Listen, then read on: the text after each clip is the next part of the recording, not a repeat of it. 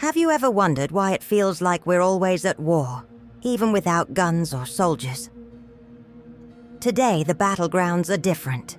Social media, friendships, and even family dinners have become arenas for conflict. Political polarization is everywhere. But is it really just about left and right? Or is there something deeper, something silently affecting us all? Throughout history, periods of intense division have brought devastating consequences. Think of witch hunts or ideological wars. Today we live in a new kind of battle where opposing ideas clash endlessly. The real question is, how did we get here? And more importantly, how is this changing us? Polarization isn't just about disagreeing with those who think differently. It reflects something darker. A mass psychosis that clouds our ability to think clearly and see reality for what it is. And if you think you're immune, maybe it's time to take a closer look. In some way, we're all caught in this cycle. In this video, we'll uncover the roots of this psychosis using science, nihilist philosophy, and existential reflections. We'll explore how political polarization is making us mentally ill, and what we can do to break free from this vicious cycle. Get ready for a journey that may change how you see the world. Division isn't just about politics. It's about how a fragmented society drags us into constant anxiety, fear, and conflict. At this point, the question isn't about who's right or wrong, but about what we're losing while we fight. Are we sacrificing our humanity for the sake of ideologies? This is the reflection that will guide our discussion. Mass psychosis might sound like a complex term, but its effects are alarmingly familiar. Imagine a collective illusion shared by millions, where reality and imagination blur. This is what happens when an entire society adopts a singular way of thinking, dismissing all opposing ideas as threats. But how does this work in practice? History gives us clear examples. During the witch hunts, innocent people were persecuted and executed because hysteria took hold of entire communities. In totalitarian regimes, dissenting voices were silenced while crowds followed leaders blindly. These aren't just stories from the past. They're reminders of the dangerous power of groupthink. Science explains it simply. Our brains are wired to seek belonging. In our quest for acceptance, we often sacrifice individual thought and reason. When an idea gains traction within a group, it spreads like a virus. Questioning that idea becomes an act of betrayal, and the fear of exclusion pushes us to conform. Social media amplifies this process. Algorithms create echo chambers surrounding us with opinions that reinforce our beliefs. This gives us a false sense of certainty. But in reality, we're trapped in feedback loops where opposing views are instantly dismissed. As a result, polarization deepens. Mass psychosis feeds on insecurity and fear. When people feel the world is out of control, they look for someone or something to blame. Political spectrums like left and right become psychological refugees, reducing complex issues into simple us versus them narratives. This kind of thinking divides, oversimplifies, and destroys. The scariest part is how irresistible this dynamic seems. But understanding how it works is the first step to fighting it. Why are we so willing to trade our freedom of thought for ideological attachments? The answer lies in our deeper search for meaning, a topic we'll explore in the next chapter. When chaos surrounds us, humans instinctively search for meaning. It's a fundamental need. But what happens when we can't find answers? Many turn to ideologies, hoping to fill an existential void. This is where nihilist philosophy challenges us to face an uncomfortable truth. What if the universe has no inherent meaning? Nihilism, contrary to popular belief, isn't just about pessimism. It acknowledges the absence of universal purpose, but also offers a transformative idea. the freedom to create our own meaning. However, this freedom can feel overwhelming. For many, it's easier to embrace ideologies that promise ready-made answers. In this way, left and right become more than political positions. They become modern religions. Philosophically, nihilism teaches us that the despair of not finding meaning is what drives people toward ideological extremes. Political narratives provide structure in an uncertain world. These systems fill the void, but often at the cost of individuality. In the name of security, we surrender complexity. Think about it. If life has no intrinsic meaning, why do we fight so fervently to defend ideologies that divide us? The answer lies in our discomfort with uncertainty. Admitting that we don't have complete control over our lives is terrifying. So, we project our anxieties onto external targets, political parties, public figures, or even imaginary enemies. Nietzsche once said that, in the absence of God, humans would create new idols. Today, those idols are ideologies that promise quick fixes to complex problems. But clinging to them prevents us from exploring our own potential. The search for meaning becomes a desperate race for collective validation. Optimistic nihilism offers a way out, accepting the universe's indifference while finding beauty in it. Instead of being consumed by political narratives, we can break free from these chains. After all, the void doesn't have to be frightening. It can be an invitation to create something new and authentic. This brings us to a critical question. How does our biology and social environment push us toward tribalism, making us cling to these ideologies? To answer, we need to delve deeper into the science behind our behavior in the next chapter. Why are we so easily drawn to groups and ideas that pit us against them? The answer lies in our evolutionary roots. As social beings, humans survived by forming tribes. Belonging to a group meant protection, resources, and safety. But what once ensured our survival now traps us in cycles of political tribalism. Neuroscience reveals that our brains are reward-driven. When we encounter ideas that align with our beliefs, our brains release dopamine, the same chemical associated with pleasure. It's a small victory for our minds, even if the idea itself isn't entirely accurate. This leads us to seek more confirmation of our beliefs and avoid anything that challenges them. Social media amplifies this instinct. Algorithms are designed to show us content we already agree with, creating echo chambers that reinforce our worldview. This gives us a false sense of security and certainty. But when we come across opposing views, we often see them as personal attacks rather than opportunities to learn. Polarization deepens, and the cycle of tribalism intensifies. Our brains are also wired for groupthink. It's easier to conform to the majority than to challenge the status quo.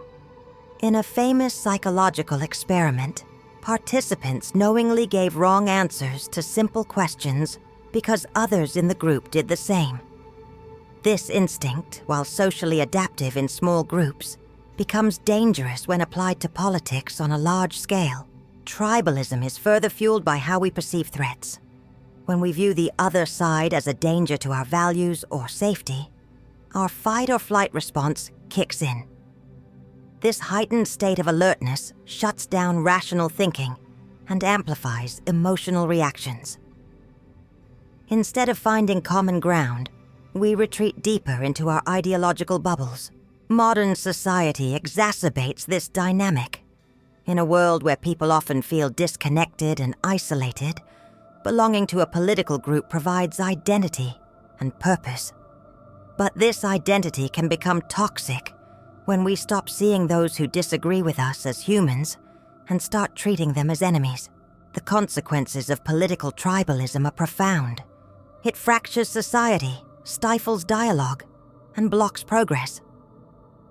Global challenges like climate change, inequality, and public health require cooperation. Yet we're so focused on winning ideological battles, that we fail to address real issues. It's like arguing over a sinking ship while ignoring the hole in the hull. So, what can we do? The first step is self-awareness. Recognizing how our brains work and how we're influenced by cognitive biases and algorithms is crucial. Seeking out diverse perspectives and breaking out of echo chambers can help us see beyond our immediate biases. Empathy is another key antidote. By seeing others not as opponents but as people with their own stories, fears, and hopes, we can rebuild connections. This doesn't mean we need to agree with everyone, but understanding why others think the way they do is a powerful way to bridge divides. Challenging political tribalism isn't easy, but it's necessary. It requires us to question our own beliefs, step out of our comfort zones, and embrace a broader view of humanity. As we'll explore in the next chapter, overcoming these divisions is essential for restoring our collective mental and emotional well-being. We live in a society where polarization isn't just a political problem. It's a symptom of a collective mental illness. When ideological battles dominate our lives, they begin to affect how we think, feel, and interact. We're trapped in cycles of anxiety, anger, and fear, perpetuated by systems that encourage division instead of collaboration. This condition manifests in many ways. Intolerance grows, and people with differing views are labeled as enemies. This environment forces us into a constant state of alertness, overwhelming our nervous systems. The result? Skyrocketing levels of stress, insomnia, and even depression. We're literally making ourselves sick through division. Polarization also robs us of something fundamental: empathy. When we cling to ideologies, we start dehumanizing those who think differently. Instead of seeing people, we see labels: left, right, progressive, conservative. These oversimplified categories block meaningful connections and turn potential allies into adversaries. This dehumanization is one of the most dangerous aspects of our time. Technology makes this problem worse. Social media platforms reward the most extreme and polarizing content with likes, shares, and engagement. This creates a vicious cycle. The more divided we become, the more profitable it is for these platforms. Our spaces for connection have become battlefields, where healthy exchange of ideas is replaced by attacks and defensiveness. This isn't limited to the digital world. In our communities, schools, and even families, divisions are visible. Debates that should foster growth often devolve into arguments, breaking relationships, and trust. This social fragmentation isolates us further, worsening mental health problems and leaving many feeling hopeless and disconnected. At the same time, polarization distracts us from real issues. While we argue over ideologies, crises like climate change, economic inequality, and public health go unresolved. We're so busy defending our positions that we forget to work together on the challenges that truly matter. Division becomes a deadly distraction. The us versus them mentality traps us in simplistic narratives. The world is incredibly complex, but we crave easy answers. This not only oversimplifies our thinking, but also fuels frustration when these solutions fail. Polarization feeds itself, creating an endless loop of conflict and stagnation. The truth is, this mindset is destroying us, not just individually, but as a society. We're trading our mental and emotional well-being for ideologies that, in the end, won't solve our problems. The critical question we must ask is it worth it? Are we willing to sacrifice our sanity for beliefs that may not even be our own? Escaping this spiral requires a shift in perspective. It begins with each of us recognizing how we're affected and choosing a different path. This brings us to the next chapter, exploring how we can restore collective sanity and rebuild the connections we've lost. If we're so deeply divided, how can we begin to heal? The answer isn't about winning debates or proving who's right. It lies in something simpler, yet profoundly transformative. Reconnecting with each other, with reality, and with ourselves. The journey to collective sanity begins with small, everyday changes. The first step is self-criticism. We must acknowledge that sometimes we're part of the problem. Our beliefs aren't infallible, and clinging to them blindly can make us guilty of the same errors we criticize in others. Practicing intellectual humility, the willingness to admit we might be wrong, is essential for opening dialogue and disarming polarization. We also need to expand the sources of information we consume. Instead of relying solely on content that reinforces our views, we should actively seek perspectives that challenge us. This doesn't mean agreeing with everything, but understanding why others think differently. This exercise strengthens empathy and helps us move beyond stereotypes. Empathy is another powerful antidote to division. Instead of seeing others as adversaries, we can begin to see them as people. Everyone carries their own fears, hopes, and experiences. By connecting on a human level, we can break down the barriers that separate us. True empathy doesn't require agreement. It requires understanding. Change can't just happen individually. It needs to be systemic. We must challenge platforms that reward polarization and replace them with systems that encourage constructive dialogue. Technology, while a source of division, can also be a tool for unity if used responsibly. This means creating spaces where ideas can be exchanged with respect and openness. Optimistic nihilism offers a unique perspective here. Accepting that the universe owes us nothing can be liberating. When we stop seeking external validation through ideologies, we find freedom to create our own meaning. The void, often feared, can be a space for innovation and authenticity rather than despair. Finally, we need to remember that we're not just isolated individuals. We're part of something bigger. Our actions, no matter how small, create ripples. Choosing dialogue over conflict, curiosity over judgment, and empathy over apathy can trigger a domino effect. Small acts have the potential to transform entire cultures. Collective sanity isn't a destination. It's a process. It requires constant effort, a willingness to learn, and the courage to change. Next, we reflect on how these shifts can help us transcend division and rediscover a shared humanity. We're caught in a fight that seems endless, but there's something we can do, both as individuals and as a society. The first step is to stop seeing each other as enemies on opposing sides and start seeing each other as humans, each with unique stories, fears, and dreams. This takes courage, but it's the only way to break the barriers dividing us. Political polarization might feel inevitable, but it doesn't have to define us. By choosing empathy, curiosity, and dialogue, we can start building bridges where walls currently stand. The challenge isn't to change others, it's to change how we perceive them. This shift is hard, but it's profoundly transformative. The final question is, what truly matters? While we argue over ideologies, we're sacrificing our humanity and our ability to solve real problems. We must rise above political labels and remember that, in the end, we're all in this together. The invitation is simple. Let's create together, instead of destroying divided.